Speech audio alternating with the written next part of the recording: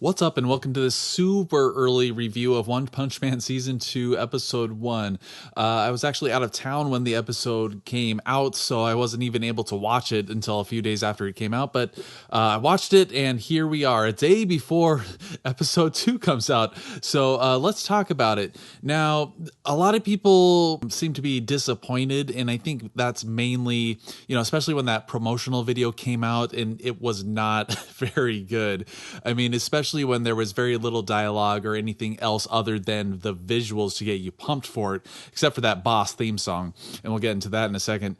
But everybody, including me, was very disappointed because they changed production companies and now it's JC staff as opposed to Madhouse, which did a fantastic job in season 1 of One Punch Man. Looked awesome. The animation was fluid.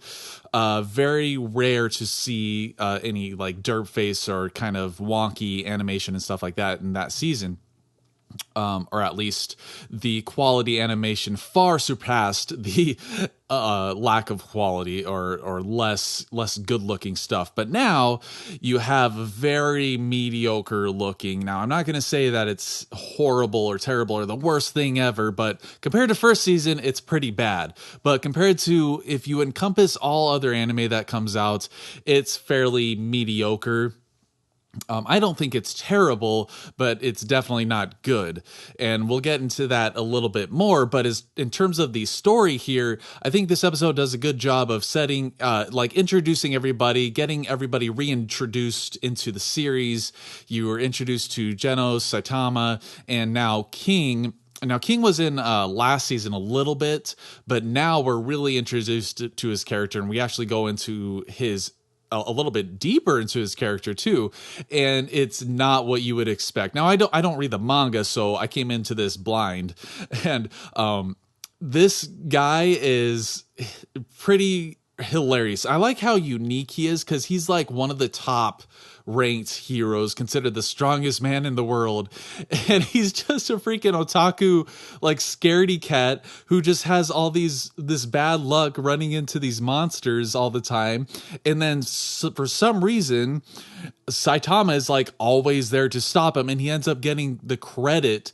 And that actually explains from season 1 why Saitama was so unknown for the longest time, because he would just go in, defeat the monster, and then leave. And King is just sitting there like bewildered at what happened. Like he's fearing for his life, and then he's bewildered at what just happened, and the monster is gone.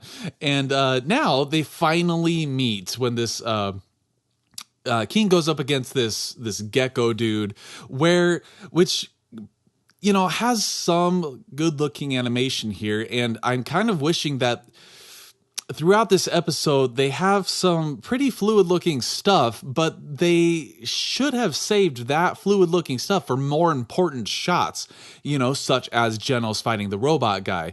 But we'll get into that in a second. So King encounters the gecko dude who's just terrorizing people, and the gecko dude is freaking scared for his life, and you hear that sound, do, do, do, do. And by the way, that character that's appearing all around in the red, that's the Japanese character for Do. And I think that's hilarious that it makes him give off this like presence, and the gecko guy's like, oh, that aura, King is so scary. And it's just like his heartbeat or something because he's so freaking terrified. But anyway, he runs into this big metal robot dude, and he ends up running away, and Genos takes his place, which, by the way, Genos actually fighting and defeating this guy, I feel, is fairly unique to the story, because usually Genos comes in, he does some really freaking badass stuff and shows off how powerful he is, but he's usually still, like, against, what was the guy's name from, the freaking House of Evolution from last season? I forgot his name, but Carnage Kabuto. But he was such a badass against Carnage, and just literally still didn't do anything against him until Saitama stepped in. But now he's actually doing some badass stuff. He's getting wrecked a little bit, but he actually wins in the end. So I really liked that.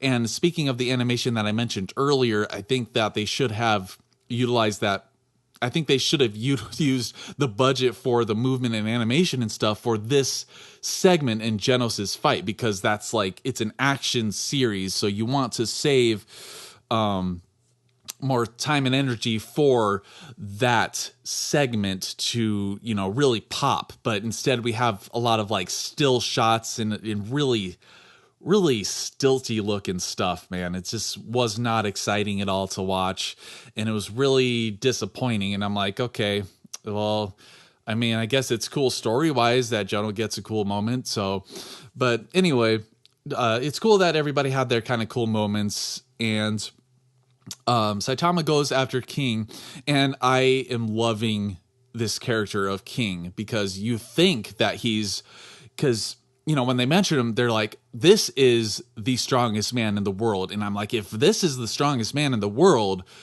I want to see what he can do, you know? But it just turns out that he's just a coward otaku who goes and plays freaking romance video games. And freaking Saitama kind of finds this out, and they just end up playing video games with each other. And that's like such a Saitama thing to do. Like, he's not going to be mad at him. He's just seems somewhat indifferent on the matter, which is interesting because he was so kind of distraught last season at nobody knowing who he is. That's why he joined the hero registration in the first place, because he wanted to be acknowledged. But this is awesome, and I'm really looking forward to where this goes. And I'm wondering if they're going to go into why King actually has all these monsters appearing toward him. Like, does he have some sort of superpower? Is it like a bad luck superpower that's just like an attracting force for monsters, similar to Saitama's like home area in City Z, where monsters tends to attract monsters. It's like a big monster active area. So is King emanating some sort of energy which attracts monsters? So I'm wondering that, and also I'm looking forward to seeing if they do more with King. So, I mean, big mystery. I think this episode did its job. The animation, the visuals are rather subpar, and that really brings it down a notch, especially considering how good season 1 was. And obviously, following this up, season 2 is going to be disappointing, at least visually. However, that being said, I think that all of the voice actors' performances really shined through.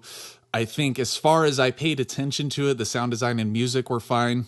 And that boss freaking opening score by... God, I'm having a brain fart here. But anyway, the opening thing for season 2 is freaking boss. And if you want, I got an 8-bit cover for that. That's freaking radical, man. It's radical, dude. But anyway, I think that kind of sums up my quick thoughts on it in this almost 9-minute video now. Talk about quick. But anyway, thanks for watching, and I'll try to get my episode 2 review up tomorrow as soon as possible. As always, thanks for watching, and take it easy.